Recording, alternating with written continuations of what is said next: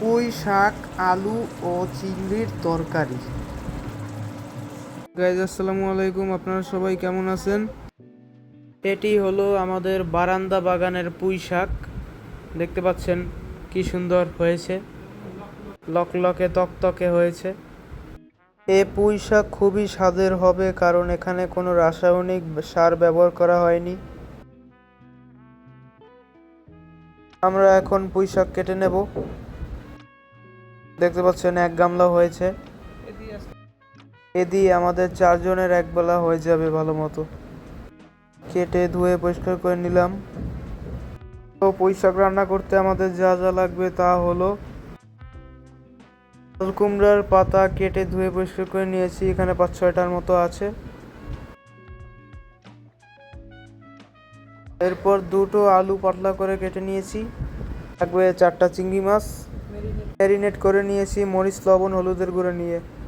আর যা যা লাগবে তা হলো কাঁচামরিচ, রসুন, পেঁয়াজ কুচি। এখানে চুলার উপর প্যানের মধ্যে তেল দিয়ে নিয়েছি, সরিষার তেল এবং সয়াবিন তেল মিক্স করে নিয়েছি। কেটে রাখা পেঁয়াজ, মরিচ, রসুন দিয়ে নিলাম গরম তেলে। এখন এগুলোকে ভালো মতো নেড়েচেড়ে ভেজে নেব। বেশি ভাজবো না, অল্প একটু কালার হয়ে গেলে এর মধ্যে ম্যারিনেট করা চিংড়ি মাছগুলো দিয়ে নেব। চিংড়ি মাছগুলো এপিট ওপিট করে ভেজে নেব, যাতে এর কাঁচা গন্ধটা দূর হয়।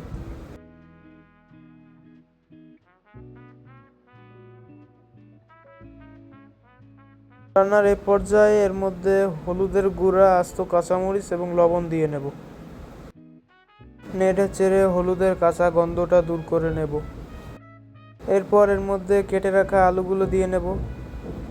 এরপর ভালো মতো কষিয়ে নেব।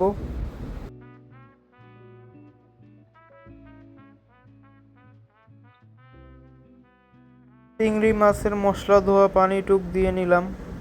আর একটু পানি দিতে হবে যাতে আলু সেদ্ধ হয়ে যায়, এবং ঢেকে দেব। কিছুক্ষণ পর ঢাকনা উঠিয়ে এর মধ্যে 1 চা চামচ পরিমাণ লবণ দিয়ে নেব এবং নেড়েচেড়ে মিশিয়ে নেব। লবণ দিয়েছি কারণ আমরা এখন এর মধ্যে শাক দিয়ে দিচ্ছি।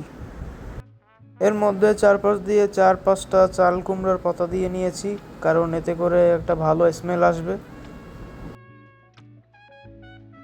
এরপর শাকগুলোকে একটু নেড়েচেড়ে মশলার সাথে মিশিয়ে ঢেকে দেব। এই তরকারিটা এত মজা হয় যে কি আর বলবো। আপনারা এভাবে রান্না করে খাবেন, দেখবেন কি অসম্ভব মজার তরকারি। আর এটা শখ করে নিজেদের চাষ করা শাক, তো সেই জন্য মজা একটু বেশিই হয়। এখন আলুগুলো সেদ্ধ হয়ে গিয়েছে, তার মানে শাকও সেদ্ধ হয়ে গিয়েছে। রান্না প্রায় শেষের দিকে। এখন আবার ঢেকে দিয়ে চুলা বন্ধ করে দিলাম।